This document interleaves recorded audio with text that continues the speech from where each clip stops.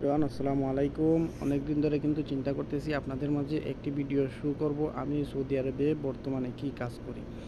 আমি কিন্তু যে কাজ করি এই কাজের একটি দোকানে চলে আসলাম। নতুন একটা মালিক, ওনার সাথে কিন্তু কথা হইতেছে যে আমি আসছি কাজের জন্য, আপনার এখানে কি নতুন কোনো কিছু কাজ করাবেন।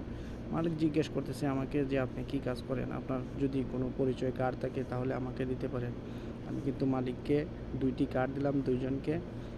উনি আমাকে জিজ্ঞেস করতেছে যে আপনি কি কাজ করেন। আমি বললাম ওনাকে যে আমি ডেকোরের কাজ করি, আপনার কাছে কি বর্তমানে কাজ আছে। উনি বলতেছে যে আমার হাতে বর্তমানে কাজ নেই, আপনি অন্য সময় আসেন বা অন্য জায়গায় দেখতে পারেন। তো আমি চিন্তা করলাম যে এখানে হবে না, অন্য জায়গায় চলে যাই। তাই বলে ওনার কাছ থেকে বিদায় নিয়ে চলে আসলাম। তাই গাইস, সবাই আমার পাশে থাকবেন, লাইক কমেন্ট করে, অবশ্যই কমেন্ট করতে কিন্তু ভুল করবেন না, সবাই কমেন্ট করে যাবেন। ধন্যবাদ।